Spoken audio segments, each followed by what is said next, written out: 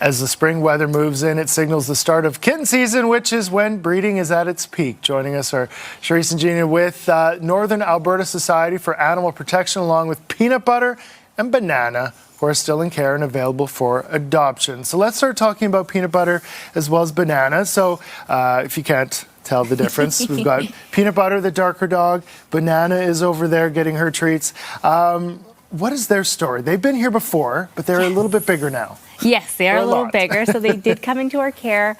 They were found by themselves as puppies. They were a little bit, a lot emaciated, and we've worked on getting them back to health, getting them to good weights, and they're now ready for adoption. So we're working lots on their confidence, trust. Yeah. Right. What would be a good fit for, so Peanut Butter hasn't had any applications yet, but what would be a good fit for him? So we want a home that it's either there's an older dog that can teach him the ropes, or a home that's going to have a lot of patience in teaching him confidence and trust. Just because of the situation in which they were found in, they need somebody who's going to get just a lot of training, a lot of patience, a lot of that work that goes into building that relationship. Right. But he's probably a pretty loving and sweet dog, though. Beauty and bronze over here. Yeah. So he is heart of gold, and he will do anything for a treat. Okay, sounds good. Let's talk about TNR. The program is starting soon. First off, what is TNR? So TNR is Trap, Neuter, Release. So it's a program where we help the feral animals in different colonies. We trap them, spay or neuter, and then we release them back to their area so that they can maintain that territory. You can keep and stop babies from happening, but those cats can live out their life in that neighborhood and in that space. And how important is it to catch cats early in the season? It is very important. It is a fine balance because we can't actually open it until the frost is gone. Catching a cat in a metal cage, they can freeze to death. So it won't open until probably May.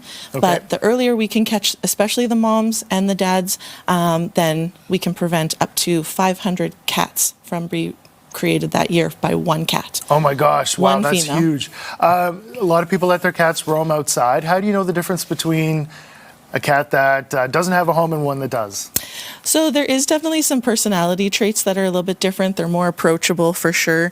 They're a little bit healthier looking.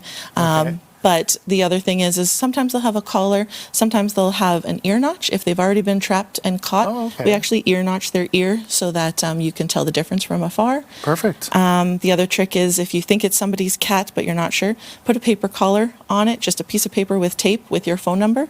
They'll go back to their house and usually say, call me, and then the owner will call you and be like, yeah, that's my cat, it's okay.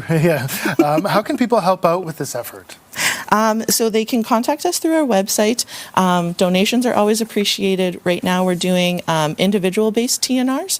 So people contact us and then we coordinate with their acreage, their farm, their neighborhood, and kind of bring in the cats that we can catch. We don't have a team that comes out and pulls the whole colony, but if people can contact us, let their neighbors know, we'll provide more information about multiple programs as well, and we also have a spay and neuter program. So for anybody who doesn't have ferals but can't afford the spay and neuter, to contact us. Perfect. Well, thank you both so much for coming in and bringing in Peanut Butter and Banana.